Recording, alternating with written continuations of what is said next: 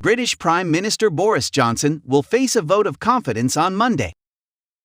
London, CNN. British Prime Minister Boris Johnson will face a vote of confidence on Monday, triggered by discontented lawmakers in his own party and following a series of scandals and months of speculation about his future.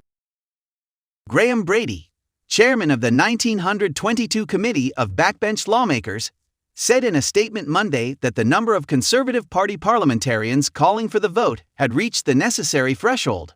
The vote will be held between 6 p.m. and 8 p.m. local time on Monday, with results expected to be announced about an hour after that.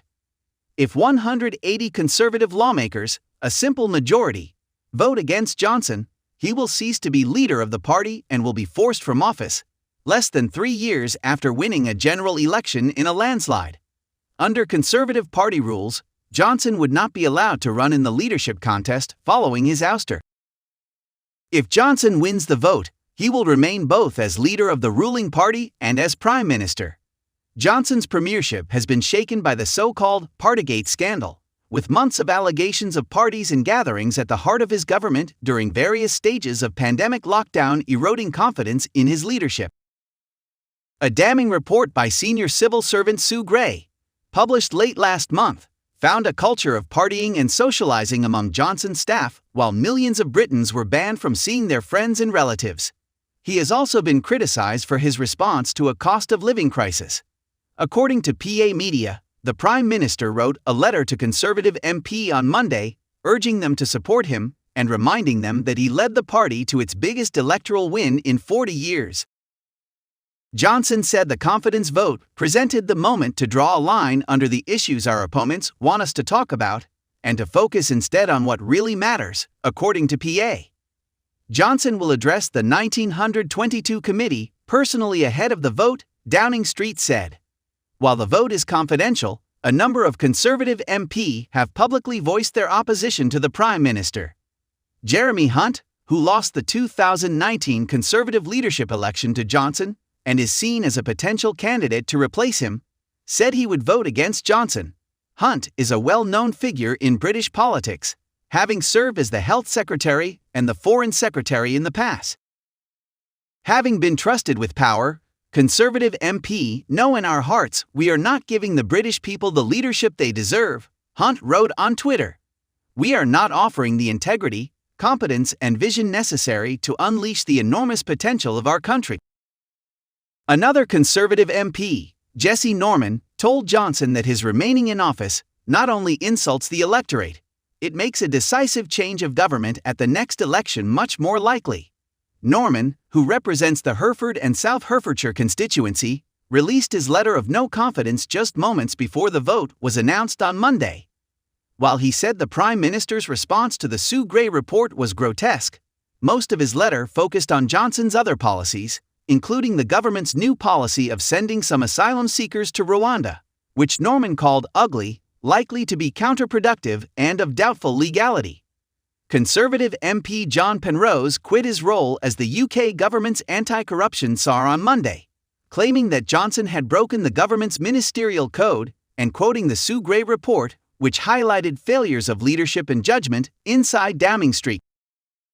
I'm sorry to have to resign as the PM anti-corruption czar, but after his reply last week about the ministerial code, it's pretty clear he has broken it. That's a resigning matter for me, and it should be for the PM too, Penrose said on his official Twitter profile. Chancellor Rishi Sunak also tweeted that he would back Johnson in the vote and will continue to back him as we focus on growing the economy, tackling the cost of living and clearing the COVID backlogs. Deputy Prime Minister Dominic Raab said the Conservative Party needed to back the Prime Minister, unite and focus on delivering the people's priorities. If Johnson were to lose Monday's vote, he would likely remain as Prime Minister until a new Conservative candidate was elected to lead the party. At that point, Johnson would inform the Queen of his intention to resign as Prime Minister and recommend that whoever won the leadership contest was invited to form a government. Truss, Sunak and Raab are all considered possible contenders for the leadership, although their proximity to the Prime Minister might become a liability. Analysts commenting on the impending vote said it was difficult to predict the outcome. The case against Johnson is clear-cut. Following escalating scandals and a souring economy, Johnson's Conservatives are sliding badly in the polls. On the other hand, Johnson is a proven election winner.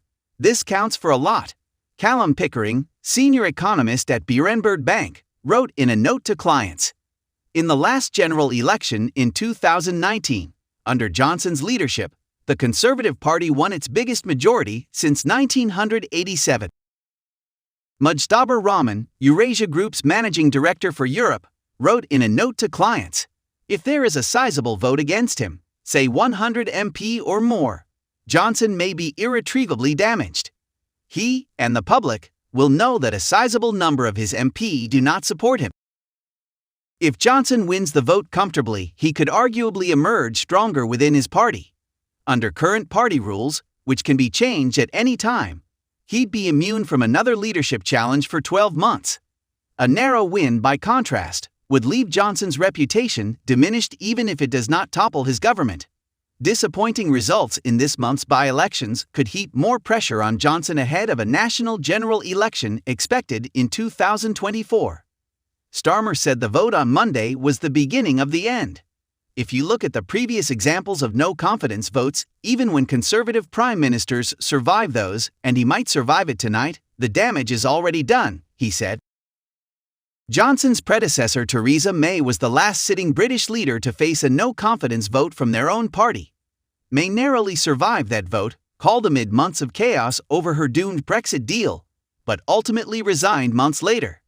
Should he win, Johnson will still face the 2 by-elections and an investigation by the Commons Privileges Committee into whether he misled Parliament over the Partygate affair. This means his government will likely remain distracted and unstable, Rahman said.